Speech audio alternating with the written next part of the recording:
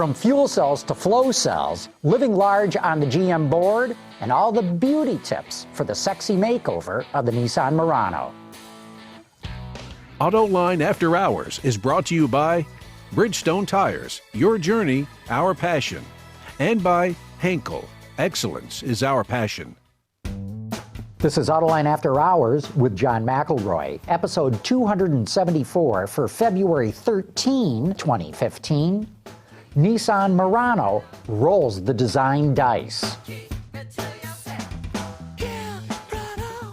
Watch Autoline After Hours live at Autoline.tv every Thursday at 6 p.m. Eastern Time or 2300 GMT.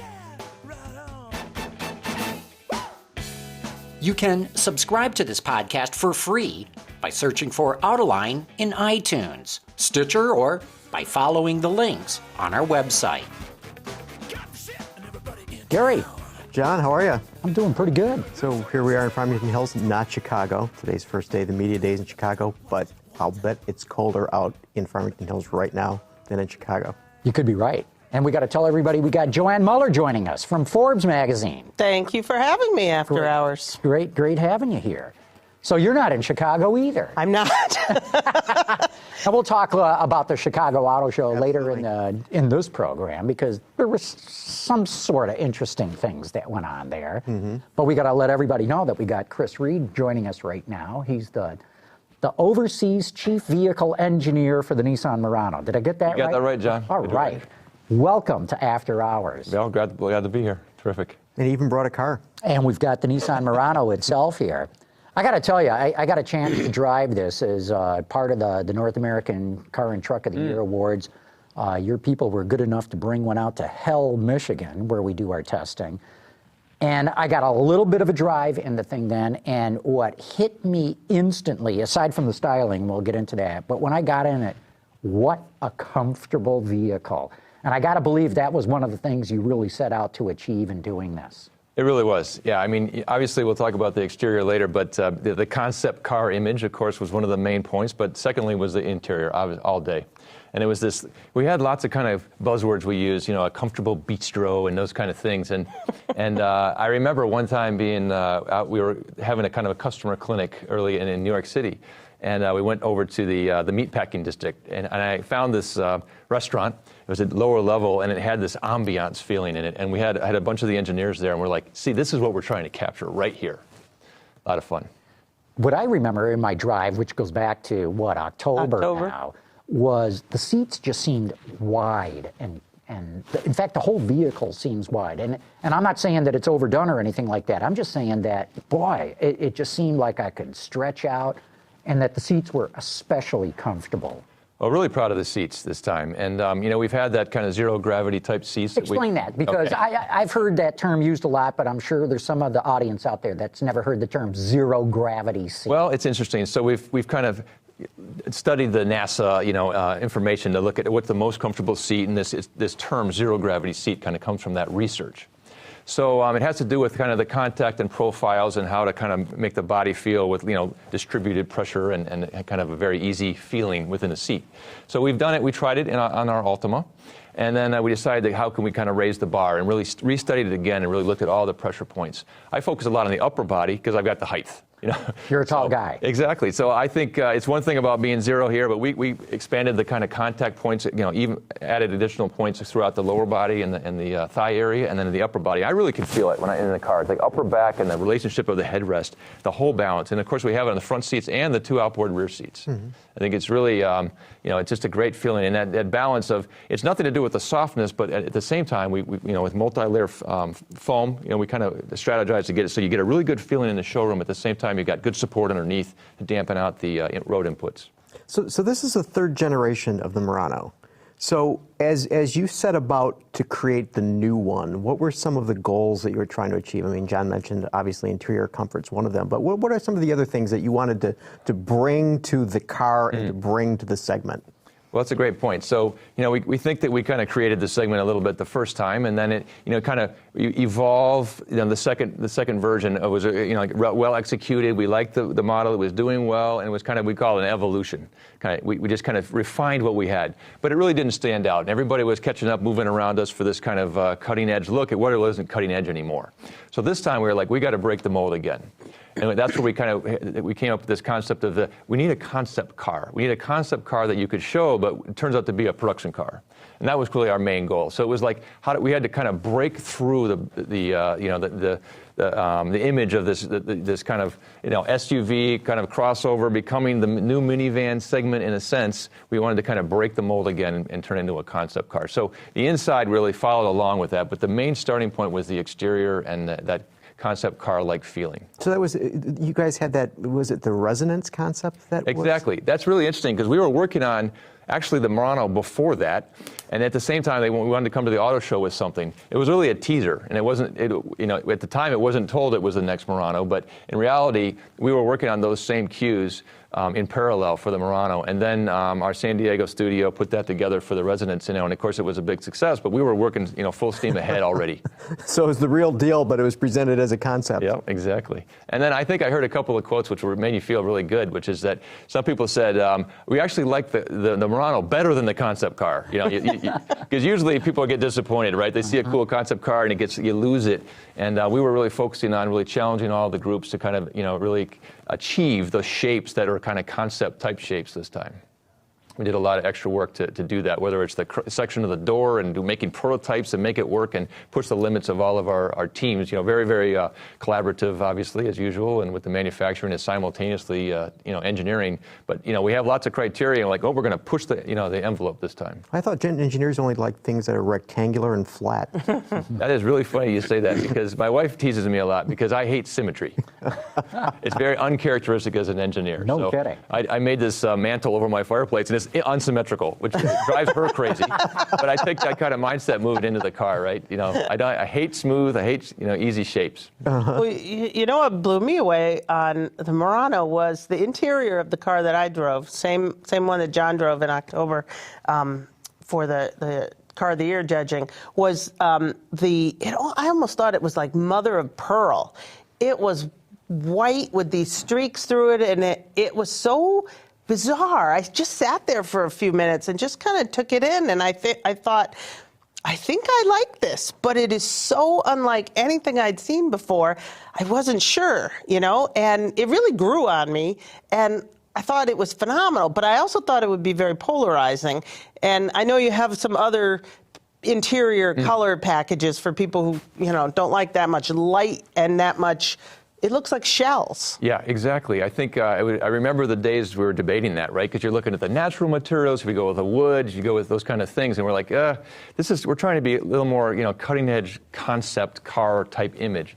So that's where we ended up with that, in the styling studios, creating those cool shapes, and it was polarizing. Even at the time we were selecting it, some people were, is it plasticky? Is it modern? I don't know what it is, and I think it was well executed in the end. And I just remember all the work of getting the patterns lined up and the consistency across all the parts too. You take kind of a lot of risk because the mismatch can kind of give it a cheap feeling in the end of the day. But we did that. And I think one of my favorite points was I don't know if you recognize it, but there's like a divider in the middle, an armrest.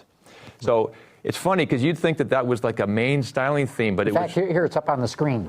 Carmen's got the camera on it right exactly. now. And it was really kind of a feeling of we started with an image of connecting a tabletop, it's supposed to be like a bistro where you have 4 people in the car where it's easy to communicate and you talk to your friends, right, easily. And how do you do that? You kind of invite them from the front to the rear seat. So you're not looking around, the headrests and being separated. We focused on, rounding the shapes of the seats to make it easier. Of course, the things like wind noise and those normal things you would do, and then trying to connect the that front to rear feeling in that little alley. And we struggled a lot about, well, what about where's your elbow going to go? Is it going to fall between? And this is a little bit unconventional, so you're kind of taking a bit of a risk. But we said we're going to do it. It was another kind of a neat factor that we executed. I think maybe you could put the wallpaper on my house then. Although maybe you don't like symmetry, so maybe you're not the guy. Problem. Yeah. But in this car, you managed to line up those lines in the grain of this shell-like Well, exactly. I remember figuring out the hinge structure of, it seems like it's just a hinge on the console box, but thinking about the shape of that hinge and being able to not disrupt that flow of the pattern, one by one. So It looks good. it was fun. Up to now, the Murano's always been made in Japan. This one's going to be made here in the U.S. How much of the engineering was done in the U.S.? Well, that's a great point. Yeah, you're right. It was built. We have a factory in Kyushu in southern Japan, and that's where the last two of them were built. And this time, as a team, we decided it's time to build this in the U.S. In the past, the U.S. was the major market, and we started the design, and it actually was going to be built in 3 different plants globally. But we decided to make the U.S. the mother plant. And then we have a plant in Canton, Mississippi. So that was it was a big one for it. We hadn't had a new launch there in a long time. And it was time to bring the Murano there, and it's a global export. So it's exported, I think it's over 100 different destinations out of the Canton plant. Ultimately. And so as far as the engineering goes, I mean, we have a pretty good collaborative system. So, the vehicles, we have R&D centers all over the world, and we share and work together all the time. And this time we started it in Japan. I was in Japan for that, from the kind of the sketch phase of the project, and was able to live in Japan and actually work on it, and then start that interaction. We have teams out in Arizona that are doing the kind of marketability and the target setting and all that evaluation. So we're kind of bouncing between the centers at that point to figure out the right targets for the car. And then the teams start to collaborate kind of going forward from that point. And then there's kind of a transitional sharing as we move, here. And then finally, the last 2 years, we finished off everything up here in Farmington Hills, just up the street. Just up the street from here. Yeah, exactly right. Joann was mentioning how astonishing it is that everything is lined up on the inside. And if we look at the outside of this vehicle, I'm seeing shapes and forms there that have to be awfully difficult to stamp. Okay. Now I can see the stylist saying this is what we need this form, and I can see the manufacturing engineers going, maybe not. But you guys have done so. So in terms of this development process, I mean, how did you get everyone aligned to be able to come up with something like this? It's a great point, Gary. I remember we have a process that is probably not unlike everyone's process, where we have a selection. You go through sketches, and then you go through the mini models. And this one unique point about this one was that we started with the model phase, which is unusual. Of course, we have lots of digital techniques that we can use, but this was kind of the rebirth of the Murano. So the first thing that we did, we started as a competition amongst the stylists, and they had to make I think it was a 1/10 or 1/12 size scale model, which is not our usual process. So that was the first thing to really start and kind of get involved in the model, kind of go old school on it. So that was the beginning of it. But then there's a competition. It's actually a global competition. We use Europe and Japan and San Diego, the styling studios, and they all start to grow up their ideas, and then we have these competitions and selection processes. Well, then when you go to each one of those, the R&D side, which kind of representing manufacturing, they've got to say that we can build all of these different new crazy designs at each phase. So you're studying 6 or 12 different variations at that point. And then you're on the line to be able to say that if we pick this, we can deliver it all the way. And as the chief, you're responsible for not just execution, but the cost, the development, the R&D budgets, everything. So you got to deliver the whole product, quality, safety, everything. So you're kind of under a lot of pressure to look at the shape and then do your sectional studies and all your work in parallel with the guys like the manufacturing team who are saying you're trying to push them, but if you push them too far, you're going to have a huge problem in the physical phase. Mm-hmm. So that's like the big process. So I remember this great turning point. It was, we'd already kind of whittled down the designs. We got down to 2. And we have this thing called, go with 6, then go with 3, go with 2, go with 1. It's like a big transition where you finally get all your energy onto the last model, which was this one, of course. So we were at a point where we had this kind of a very nice looking Murano, the next generation Murano. Then we had this one. And in reality, all the teams were saying that it was like a week before the selection. They were saying that people were actually kind of making fun of this one, saying like the styling team, saying we'll never be able to do that. Why are they haven't met any of our criteria. We're not going to do it. So I recognized that the engineering teams were already making their decision, and I was like, no way, look at that thing. We're going to make this work.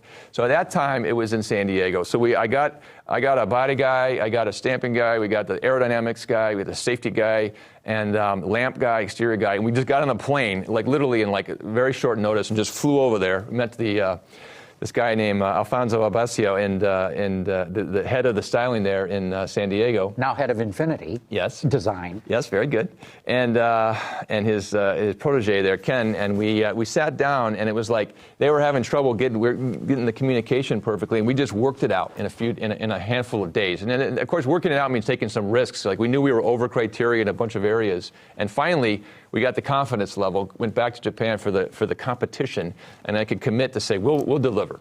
And of course it's not just me, but it's everybody's energy, and I'm just the spokesperson at that point. But we committed to it, and everybody picked the model, and then that's what we got. I'm curious what Carlos Ghosn had to say about that. Was he on board with this from the beginning, or well, no? I think he has a lot of trust and faith in his groups, So it depends. You kind of get, sometimes he'll get very involved in a project, and this time it was pretty much everybody. It wasn't really polarizing. Everybody was like drawn to the model at that point. Whether it was the lamps in the front and the rear view, all the views had something that was pulling somebody into it. Mm-hmm. But the other one could have happened. Is Absolutely. Honestly, 3 days before that selection, that was the one that was going to get chosen. Wow. Because all the top executives, it's not a long study for them. It's a presentation, and they have to make a decision. So of course they're talking to all their people. My bosses are asking me like, what do you think? Can we make both of them? Which one do you think? Give me some points about each one. And I think everybody's planting all that information. So 3 days before, it was like, this one, no, it's not going to meet. We can't do it. We can't commit to it on R&D. We got to go with this one. I mean, that would have been the natural way to go. So easy way. Easy way. But what was it? I mean, what was it that made you guys know that you had to pick the one that was well? The when outlier? you look at it, doesn't it just tell that to you? But I'm sure the other one looks great it's too, about, though. Engineering's job is to execute the sweet styling that came out of their group. So I'm a cheerleader, so it was just like, guys, we've got to do that. What are we going to do to make it happen? See, but what I love what you're talking about is you're a true believer. You're a guy who loves cars. You're a guy who's going to drive to push the envelope. It would have been real easy to check the boxes on the easy way. It would have gone through the process, no problem. But you might have a much bigger hit on your hands and something that'll live in the marketplace longer for whatever 4 or 5 year cycle that you leave it out there for. Well, and I would hasten to add, I see a lot of the new Maxima styling reflecting what you guys have done. You watched the Super Bowl? I did, as a matter of fact. Well, that's right, and there are the characteristic, the V grill and the boomerang and all these things, and the floating roof. Those are all coming alive as kind of our, this is our flagship sport utility at this time. So it's fun to work on that one, and of course the 4-door sports car Maxima is the flagship sedan. Of course, is going to carry a lot of these themes. So we raised the bar, but now we're happy to have them follow. Now this is a carryover engine in this vehicle? Yeah, exactly. We actually have the same engine combination and CVT combination in the Pathfinder and the QX60 also. That's built. Well, it's that 3.5 liter V6 that, boy, you guys have made a lot of money on that engine. That thing has paid a lot of bills. Yeah, I mean, you get something that works, you refine it, you make it work, and we focused on, had good output. This car, the Murano's a lot lighter, so we have good performance, and it was like, let's focus on what we should execute, and let's not reinvent the wheel on the engine that's working. So it's a lot lighter, like 143 pounds or something like that? Yeah, it's about that, right? So like a test weight class lower, so we can take advantage of that, and then we could retune everything and make it work. It's a good. So how did you do that? I mean, that's a lot of weight. I mean, it's not a small car. Well, you start out in the beginning and you put some pretty hard pressure on the R&D groups, and I was countless hearings, every single part, and had to ask the groups, present to me, give them like a 30% reduction in mass.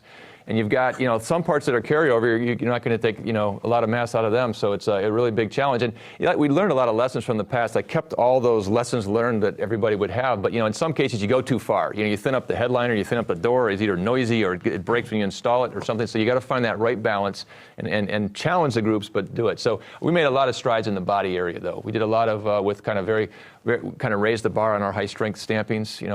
It's called 1.2 gigapascal. Megapascal steels, and we were able to achieve a lot of the safety with these kind of very more expensive steels and with higher strength, so we could have less reinforcements in the end of the day. So the body had a lot of optimization that could really contribute to the fuel economy. Mm-hmm. Are those zero gravity seats lighter? Well, in reality, they don't want you to Just float around in there. Put it on a scale. You stuck me right into that. We made them lighter than the current model. We did optimize appropriately. So, had a lot of, but in the end of the day, the fuel economy, it was a big thing, right? We made a huge gains. And 20%, I think you guys are claiming. Yeah, about 20%. And, that was driven, this was really kind of interesting because it was a kind of a conflict with what you're trying to do on the styling. So one of the things, you've got lots of variables on fuel economy. Mass is one of them. That was more just pure raw engineering.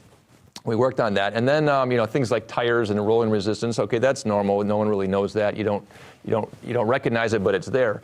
But it was the balance of aerodynamics against the styling. So there's a drag coefficient, of course, that you measure how the wind sees the car.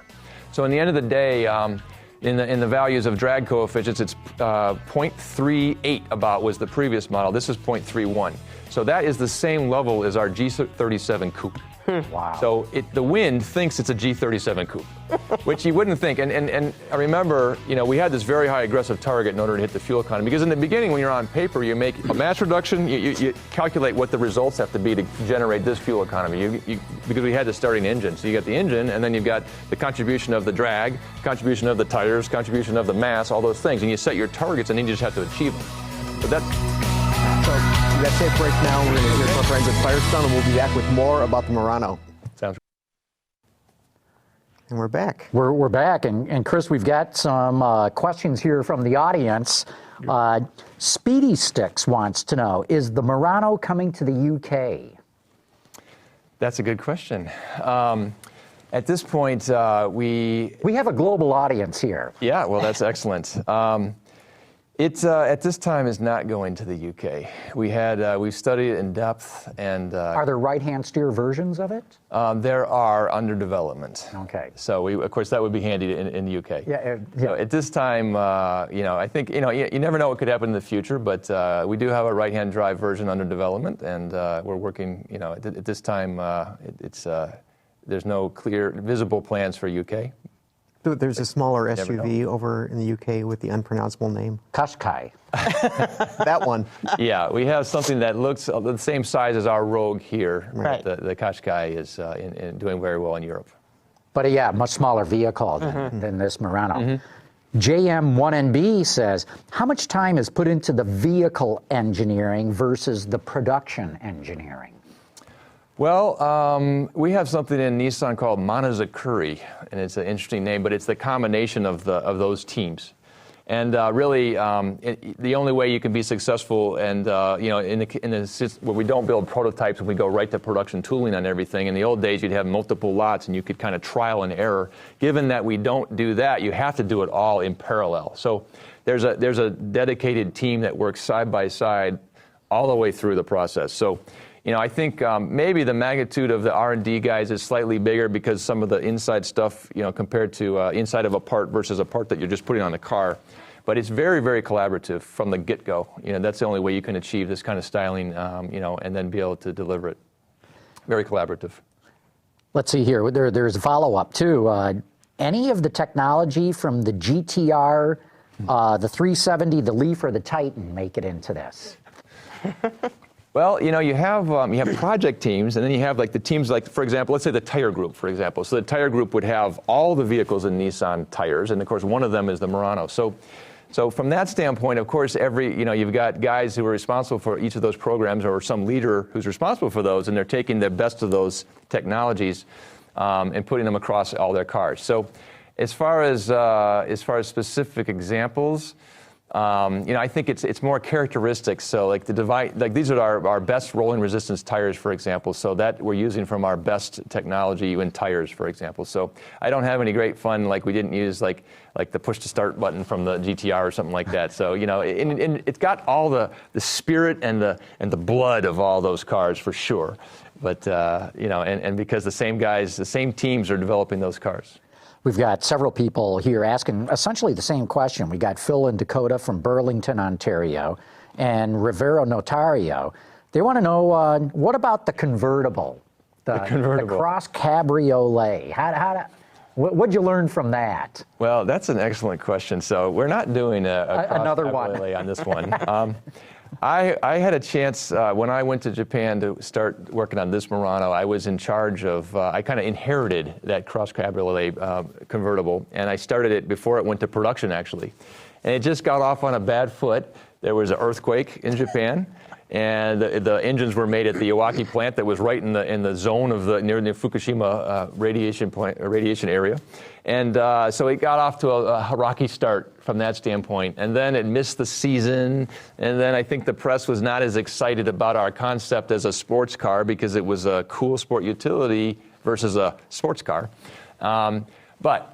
We learned a lot, and I have to say, I drove one. When I got back from Japan, I drove one because I worked on it, even though I didn't do it from scratch. I wanted to kind of respect one of my babies. Well, maybe I saw you driving the only one I've ever seen on the road. Wow, that's harsh, but we'll accept that. Yeah, okay. But we learned. I think we learned from the big picture of lessons from that standpoint. Right Knight's got a question. I'll sort of condense it. Everyone's going with these Turbo 4s. You guys got a V6. What's Nissan's thinking going forward here? Well, we've got some things in our back pocket that we're still looking at in the future anyways, and I think it's consistent with some of the directions like that. So, we wanted to start with something stable that we already had, that we could really focus on the execution of the project, right? We're moving plants, we're changing the whole concept of the car, we're going with aggressive styling, so we have lots of ideas moving forward. So we just decided to stick with our kind of workhorse and have a good stable, V6 engine that we have a lot of background with, that we wouldn't have to kind of have a brand new development on, and kind of execute the Murano, and we'll move forward from there. But we've got some tricks up our sleeves coming. Did you recalibrate the CVT settings for this vehicle? Well, we did. Of course, it's somewhat balanced to the car itself, and one of the neat things we did actually, which we've done on other models too, it's kind of more of our theme, is we really looked at the way people use CVTs, the way they recognize the value of it. And of course, it's a balanced power curve, and we're trying to optimize the efficiency of the fuel efficiency. And we recognize that in the end of the day, especially, I think I remember the first time I drove one where you get on the gas and you're in a hurry and you're like, what's going on here? It's like, is there something broken? Is it, and we focused on that whole concept, and we have something called D-step. And it's really that when you're using the normal throttle response, you're just getting on the gas like normal. You're not thinking about anything. You're getting the best fuel economy. But when you're really ready to go, past like halfway and you push harder on the throttle, you're going to get the feeling of a transmission, where we actually tune the steps, so you actually get the feeling of an automatic transmission. So when you're on the gas, you get the feeling, you get the benefits of kind of an automatic transmission feeling. And it took a lot of tuning to get that just right, so it felt natural. And then versus when you're actually trying to use, not really pay attention to what your car's doing, but you just like to get good fuel economy. Mm-hmm. I got to commend Nissan. It's committed to CVTs more than any other manufacturer. And boy, do they deliver real-world fuel economy. Yeah. I think every other automaker in the world is going to have to play catch-up to what Nissan's done in that regard.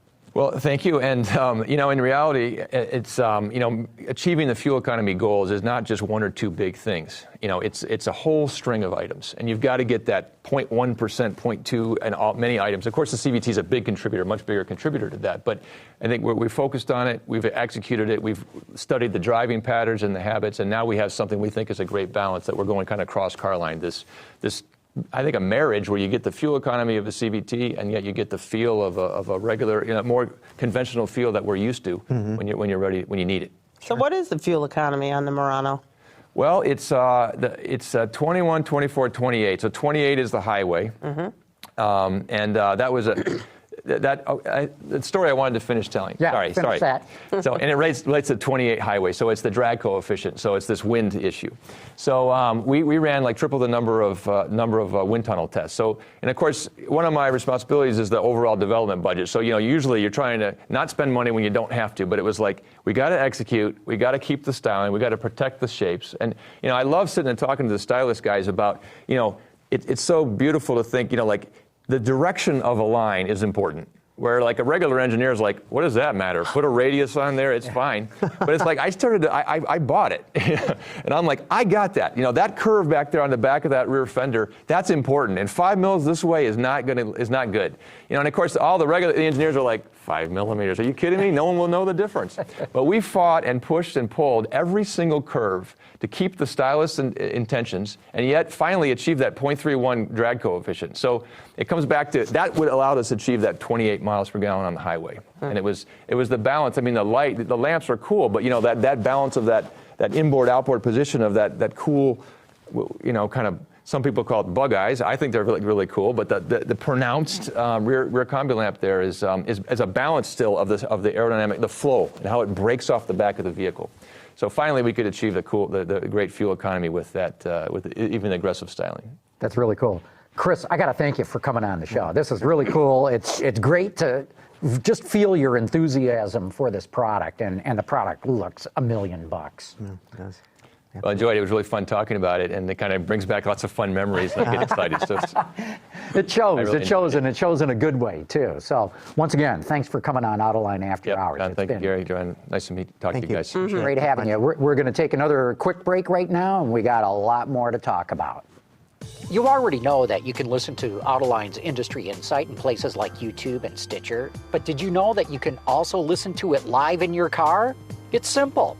Just pair your smartphone with your vehicle's Bluetooth connection or plug into the aux jack. Then navigate to Autoline.tv using your phone's browser.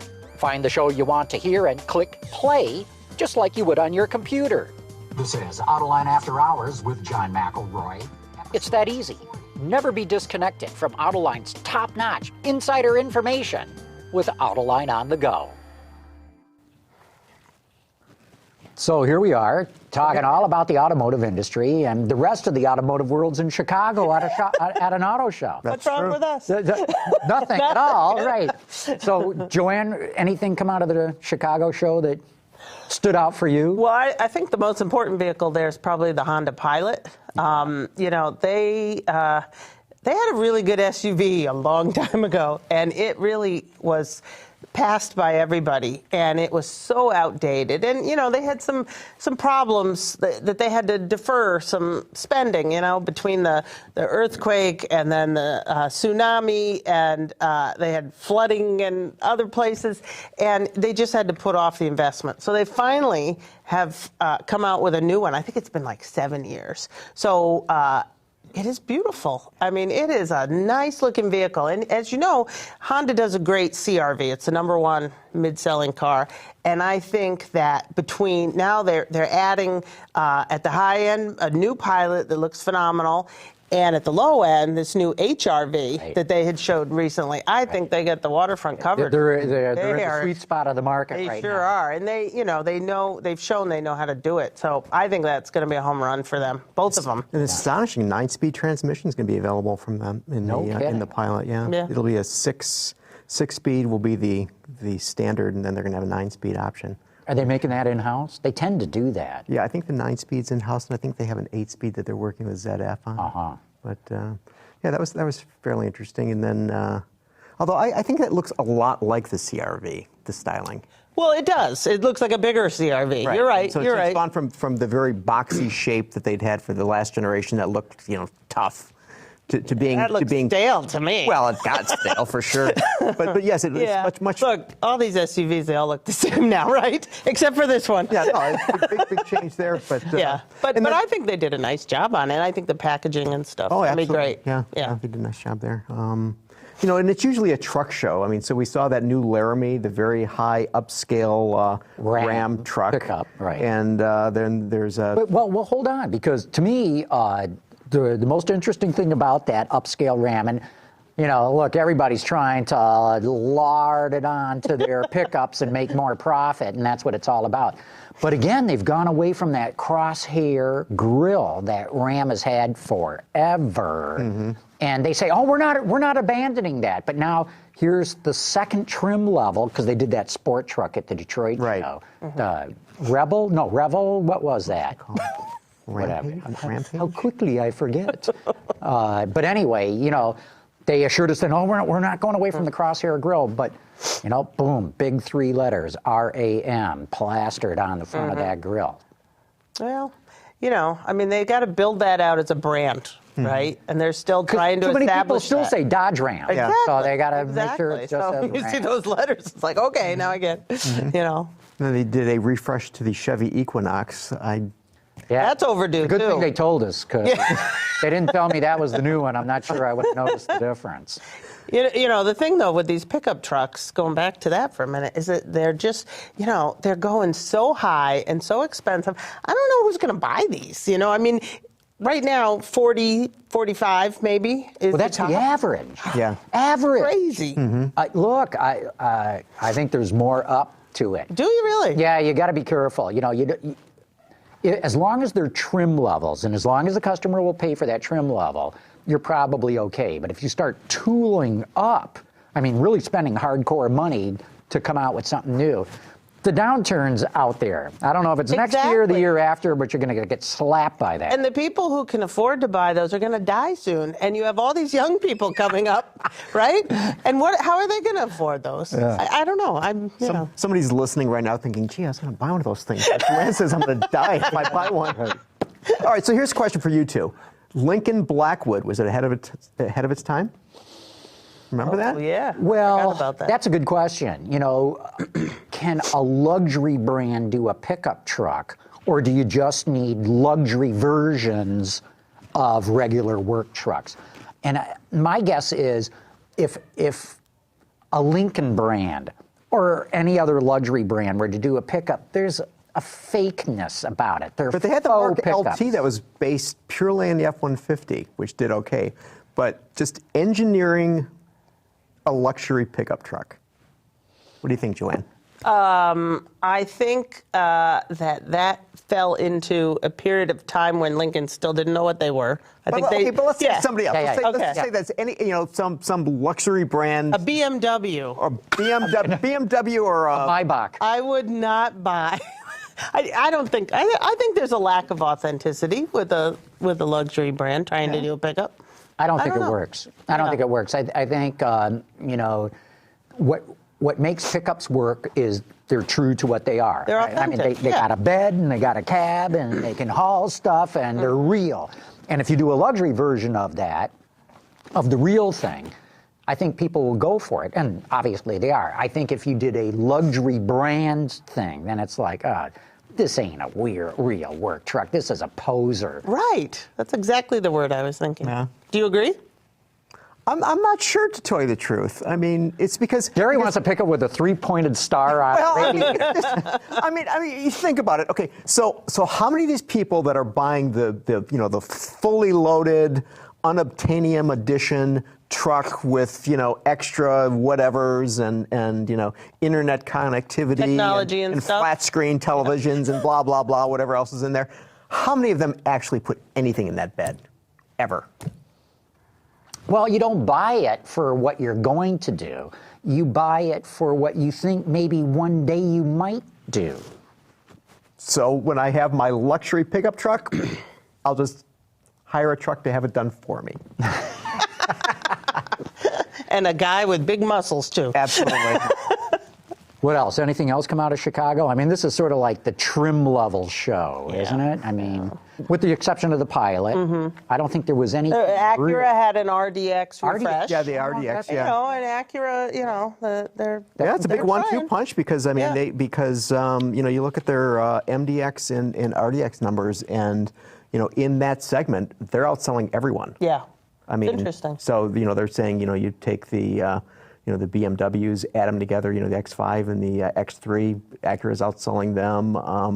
You look at I think the Audi, I think they're outselling them. I mean, it's just phenomenal in that segment. Well, I believe it was Auto Trader had something interesting too today. They were saying that in Chicago, the RDX is the number 3 selling luxury SUV. It doesn't even crack the top 5 anywhere else in the country. So it's interesting that they showed it in Chicago. And I don't know what it is about Chicago that loves that car more Isn't than that others. amazing regional differences? Yeah. That always impresses me. And I thought it was interesting, and this was associated. I mean, so Nissan had a press conference today, and they didn't really show anything new, but they brought the car we talked about last week, the LMP car. Yeah, the race car. And the thing that I found to be astonishing is that one of the drivers is a guy named Jan Meidenborough, who won the GT Academy contest 3.5 years ago. Okay, this is PlayStation. Yeah. That you know. This is That, driving cars Okay. on a game station. yeah, and now he's going to be Driving a real one. the real one at Le Mans. How old it's is like, he? Right.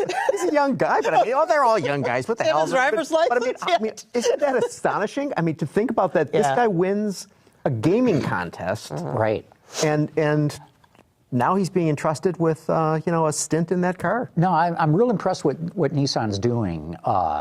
It's really getting into racing in a big way, and I want to talk more about that race car in a second, but just to finish this thought, it started this GT Academy. I think it started in Europe, and they wanted to, there was like, how do you get young people interested in cars? Well, young boys are really interested in PlayStation and other gaming station kind of games.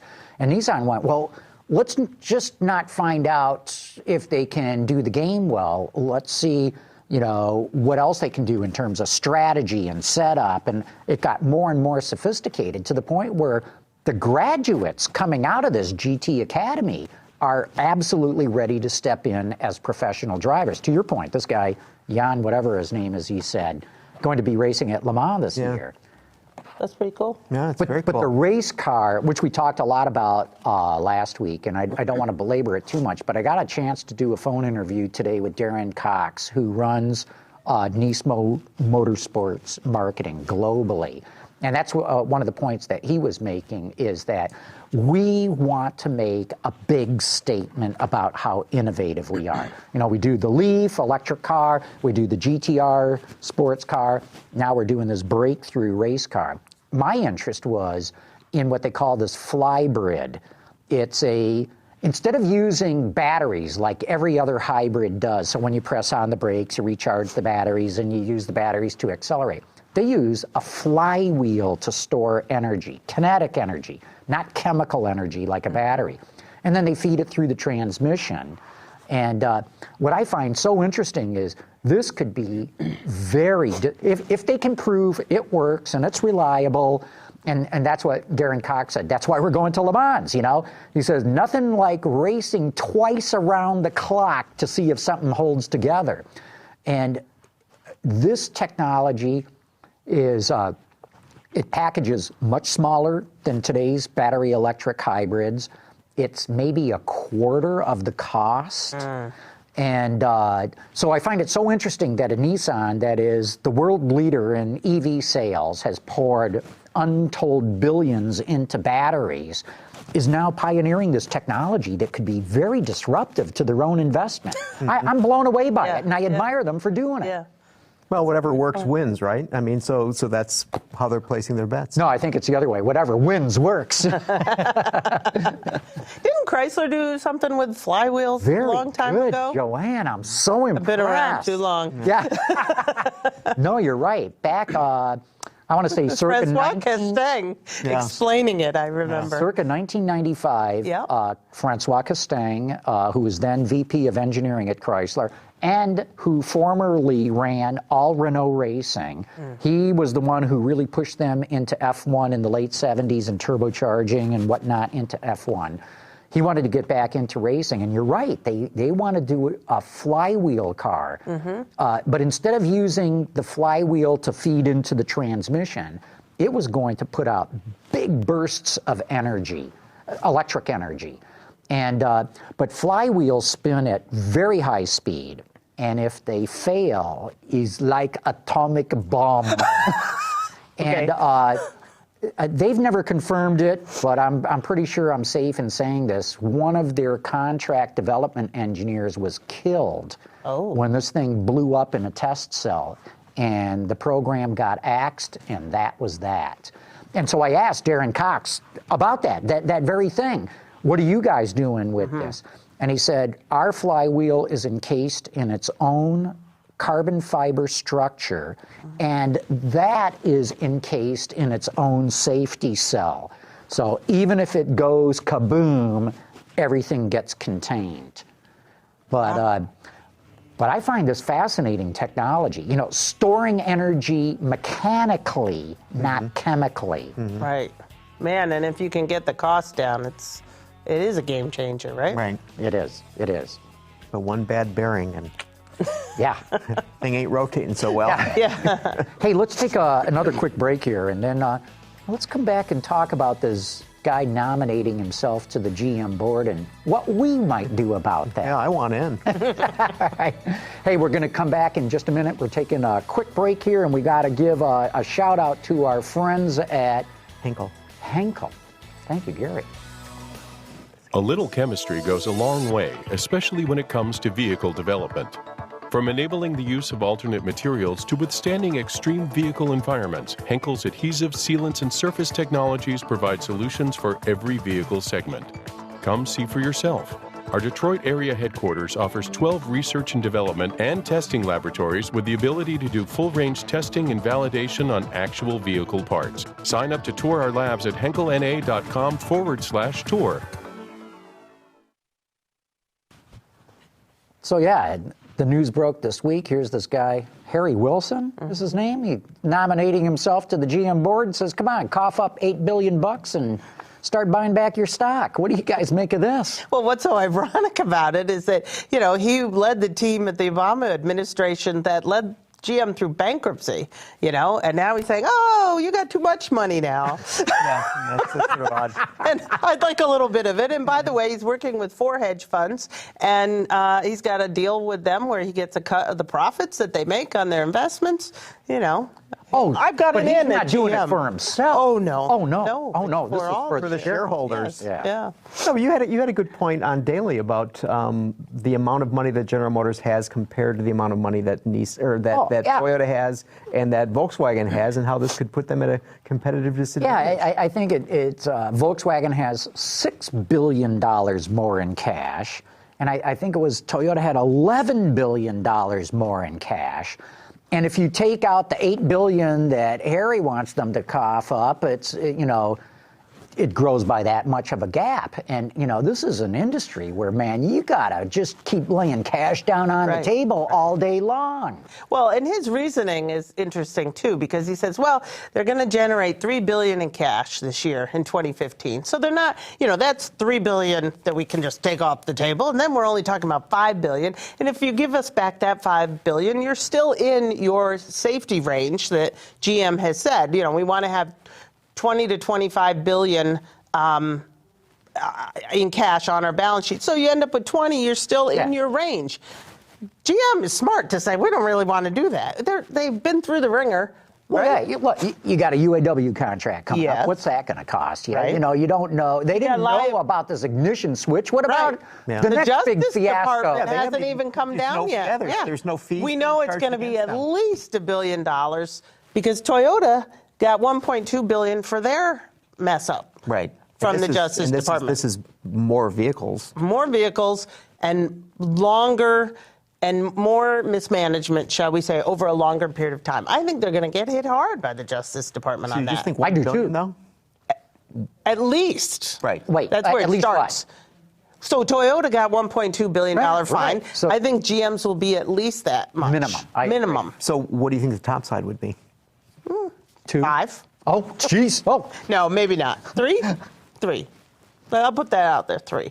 Yeah. I don't know. I don't know either. No, but I mean, if you just do it proportionally to well. just using the the benchmark of the Toyota situation. I haven't really gone through that math in my head, but it's going to be worse. It's going to be some serious money they're going to have to put out just to take care of fines. Yeah. And oh, by the way, they still got to develop cars. Well, you remember the timing too of the GM of the Toyota fine came out like one day or 1 week after the ignition switch thing broke. And there was no coincidence, in my view. And I bet that fine sent shivers down Mary Barr's back. Yep. Mm-hmm. Yep. Holy mackerel. Mm-hmm. Gary, you looked it up and you found out that if you sit on the GM board, you make $200,000. And what are How the many meetings do you have to attend? That's not clear. Isn't it like 4 Something. or I don't- 5 So I was looking at the proxy statement. So each member of the board who's not an employee receives an annual retainer of $200,000 for service on the board, and if applicable, one or both of the following annual retainers: $10,000 for service as chair of any board committee, and $20,000 for service on the audit committee. The fee paid for service as lead director is $30,000 per year. So let's go nominate ourselves. I was going to say, and I want to be nominated to the GM board, and let's have fun. I want company cars. That's okay. To enhance the public image of our vehicles, we provide directors with the use of a company vehicle on a 6-month rotating basis. No, 6 months. Directors are. I'm an automotive journalist. That won't do. I get more cars than that. Directors are expected to submit product evaluations to us. So this is not just a free ride, you guys. Not a free ride. Here's my product evaluation of the C6. Woohoo! Now what do I get? Let's see. Non-employee directors are reimbursed for reasonable travel expenses incurred. Does that mean I get a company plane? There are no company planes. Oh, But you're right. When we're on the board. It's a reasonable company plane. No. No. If you're on the board, you're going to make sure I get a plane? Well, you know, they closed down GMATs, the General Motors Air Transportation System. We're going on the board. We're bringing that back. Yeah, so we got to nominate We're bringing ourselves. that back, right. I think if I'm on the board, I think I would bring back fuel cells and I would make them put one in my home.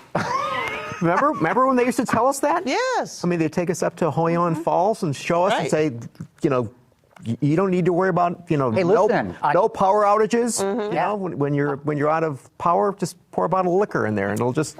They haven't given up on that idea. You know, we had Mark Royce in here for the TV show last month, and they haven't given up on that. Isn't it interesting, though, that they kind of stopped talking about it so much publicly, and Toyota's the one now that talks all about fuel cells. Well, what Mark but there was Royce that- told us, though, is the Honda fuel cell vehicle, the FCV, Yeah. that's the GM fuel cell stack. Because GM and Honda are working Yeah, together. okay. And then, you know, like, I want to say it's Mercedes or Daimler, Ford, and Nissan are another group working together, and Well, and then we just heard this week that Volkswagen. has bought the Ballard, yeah. Ballard, and Ballard it's like, Pack. wow, what a name from the past, huh? I know. And, I didn't even know they were still in I went on their still around. website. I went on their website. It's like, wow, they're still doing stuff. This is amazing. And and then there was that other announcement today that in Japan, Toyota, Nissan, and Honda are working on a fueling infrastructure for hydrogen vehicles. And so, you know, I think that's where hydrogen vehicles are going to really take off. In Or, Japan, yeah. I was very impressed. This company in Germany called Nano Flow Cell is coming out with a car at the Geneva show next month that they call the Quant F, and it's powered by a flow cell. And I had to go online and look up what it means, and I'm not sure I fully understand it, but it's kind of like having a battery where you recharge it by putting in fresh electrolyte. So here's the deal. So you have these two containers of this electrolyte that they're not identifying what it is. And it sort of reminded me, the description sort of reminded me of like the last time I used Mr. Plumber. And I don't know if Oh, you yeah, have- you mix open it up, the two- and it mixes, the two the nozzles, two things come together. squeeze them equally. And then it's just like, then all this foam comes up. So it literally sounds like that. So there are these two tanks that are on board that carry this, two 200-liter tanks. And so 200 liters is a lot. So I checked the math, and that's 440 pounds. That's if it's water, so we don't know, you know, but it's not water, so this is probably weighs more than that. So just a FYI, it's 117 pounds for a 14-pound gasoline tank if that were full of water. So yeah, it's heavy. That's why it's a sport limousine that their first vehicle is. So basically, they're running the thing through a membrane, like you have in a fuel cell, and then somehow they're generating power as a result of this. Electricity. And then the question is, well, okay, so how much of this stuff do you use? And they say, well, none of it goes away. It all stays there. So all 400 liters will stay on board your car. It just runs out of magic or whatever is whatever. Pixie dust.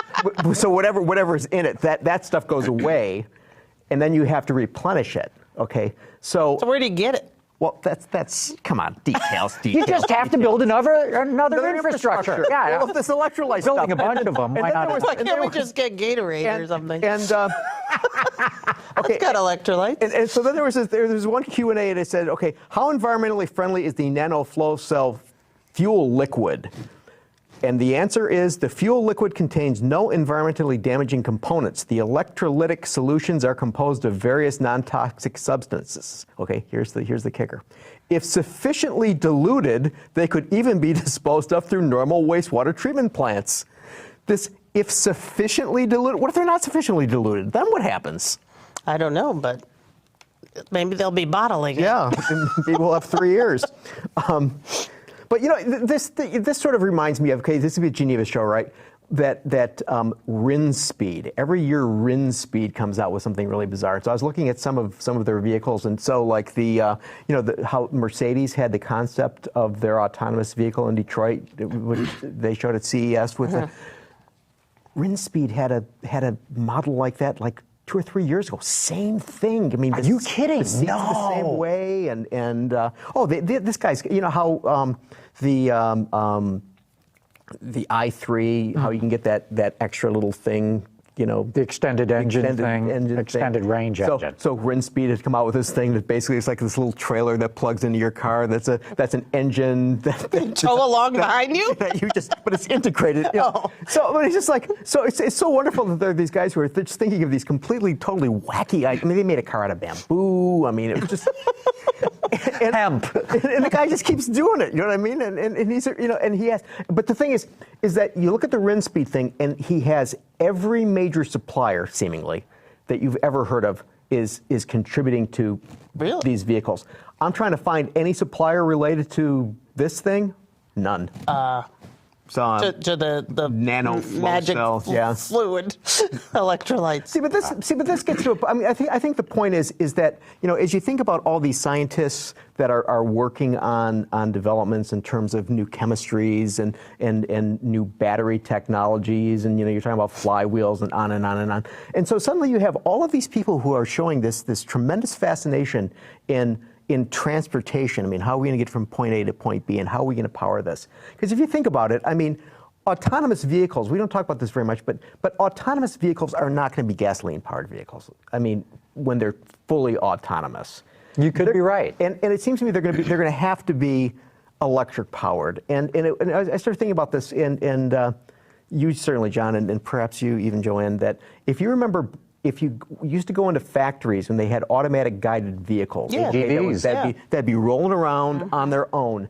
And there was always a thing that if they were not in use, they would automatically go back to a charging place. I mean, nobody would tell them to do that. I mean, that was part of their programming.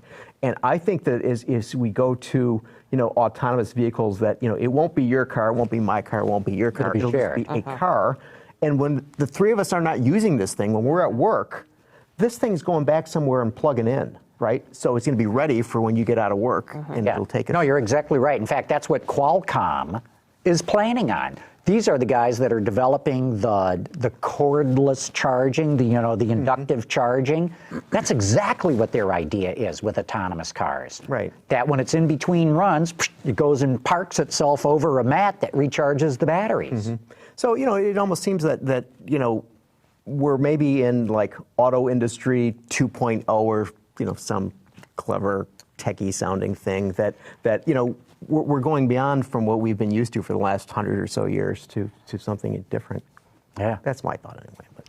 Hey, look, this is a great conversation. We do have a phone call and a question here that we didn't get to that's more for us. Okay. And maybe we ought to get to that. So, Ben, we got our pal from Cleveland, Ohio with a phoner here. Let's bring him in.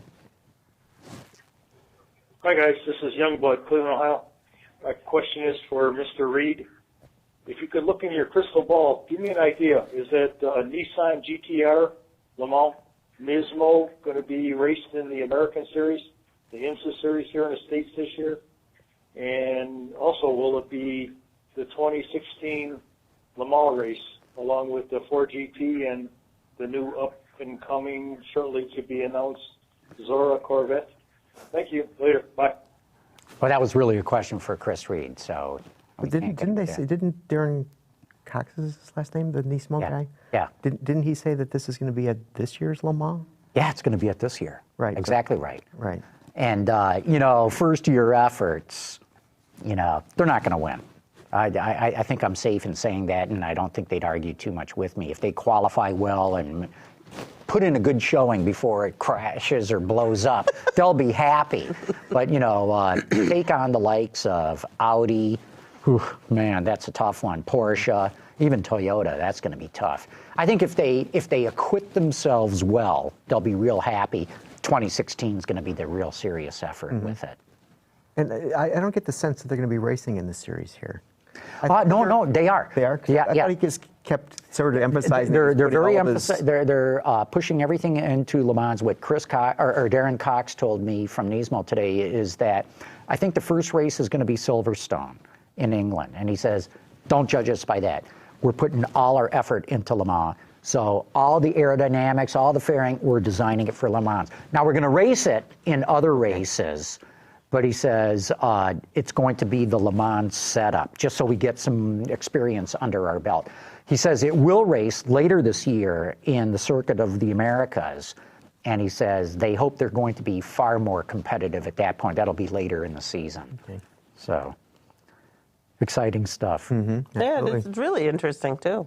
If especially your point about Nissan sort of disrupting their own business potentially. Yeah. I mean, no, that's what years ago, Carlos Ghosn said, hybrids, we're going with CVTs. Right. CVTs makes all the sense in the world.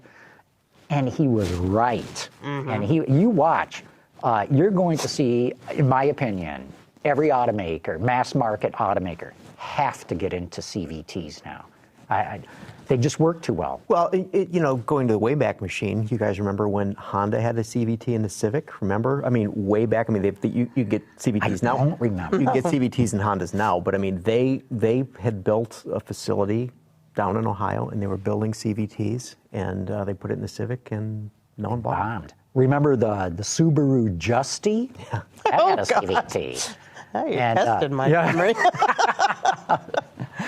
Anyway, we ought to wrap this up. Joann, great having you here. Yeah, thanks, We'll John. definitely have you back. This was a lot of fun.